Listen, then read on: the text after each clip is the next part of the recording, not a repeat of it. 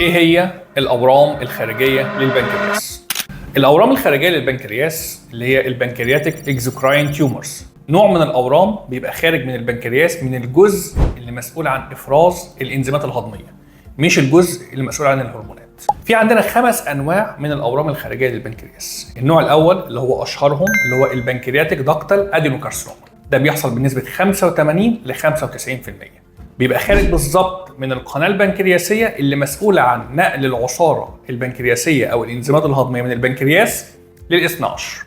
الاورام دي غالبا بتبقى اورام خبيثه وغالبا بتبقى موجوده في راس البنكرياس. النوع الثاني اسمه ميوسينس سيستيك نيوبلازم، اورام الاكياس المخاطيه.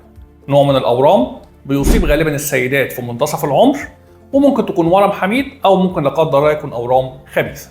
النوع الثالث اسمه IBMN انترا داكتال بابيلاري ميوسينس نيوبلازم، عباره عن كيس مخاطي بيبقى موجود داخل القناه البنكرياسيه. الاورام دي غالبا بتبقى اورام حميده، ولكن ممكن لا قدر الله تقلب اورام خبيثه لو ما اتعالجتش صح.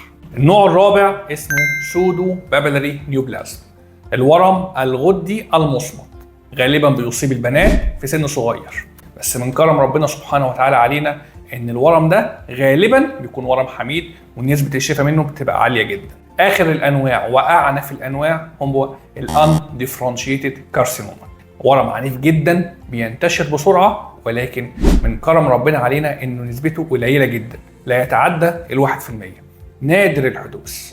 ان شاء الله في الفيديو الجاي هنتكلم مع حضراتكم عن الاورام دي بالتفصيل، ازاي نشخصها وازاي نعالجها.